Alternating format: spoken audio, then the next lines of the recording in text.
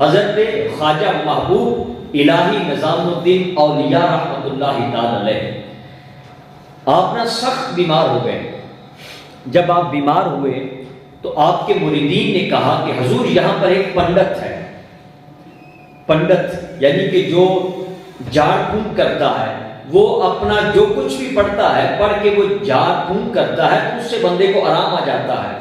اس کے پاس ایک اسپیشلسٹ چیز ہے کہ وہ جس کو بھی جھاڑ پھونک کر دے پنڈت اسے آرام آ جاتا ہے۔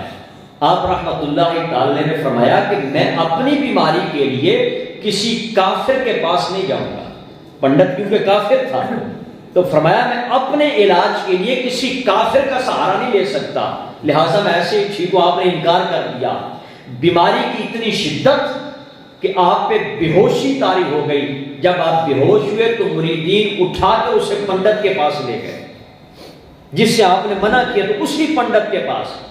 جب حضرت خواجہ نظام الدین اولیاء رحمۃ اللہ تعالی پنڈت کے پاس پہنچے، بے ہوشی کی حالت ہے، تو پنڈت نے جو بھی اپنا جھاڑ پھونک کرنا تھا پھونکا، اسی وقت آپ کو ہوش آ گئے۔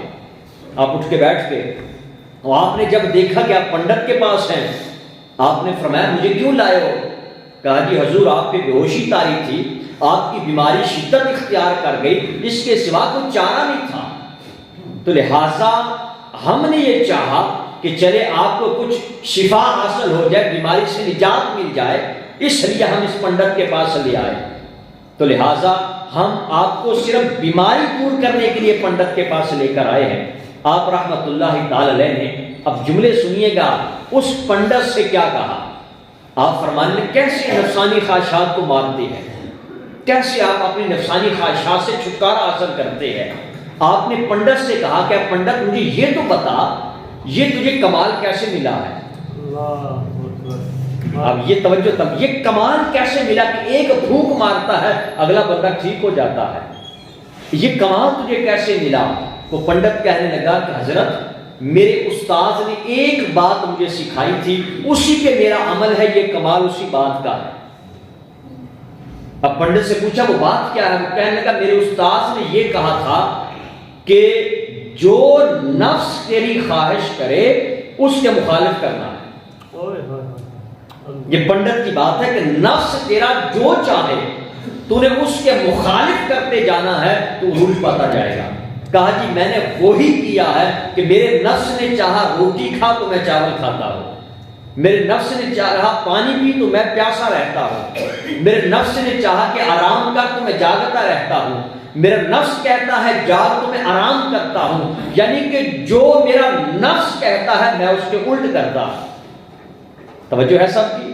جو میرا نفس کہتا ہے میں اس کے الٹ کرتا ہوں، میں اپنے نفس کی خواہشوں کے تابع نہیں رہتا، تو اس لیے مجھے یہ مقام ملا ہے۔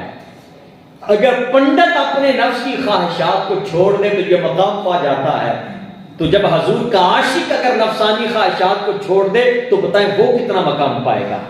تو حضرت خواجہ نظام الدین اولیاء رحمۃ اللہ تعالی نے کیا جملے فرمائے؟ آپ نے فرمایا کہ پنڈت کیا نفس تجھے مسلمان ہونے سے منع نہیں کرتا؟ توجہ رکھیے، یہ حضرت خواجہ نظام الدین اولیاء رحمۃ اللہ تعالی، کیونکہ اس نے تو ظاہری بیماری کا علاج کیا تھا، میرے خواجہ نے اس کی باطن بیماری کا علاج کیا تھا۔ خواجہ صاحب فرماتے ہیں کہ تیرا نفس اس کی مخالفت نہیں کرتا کہ تم مسلمان نہ ہو۔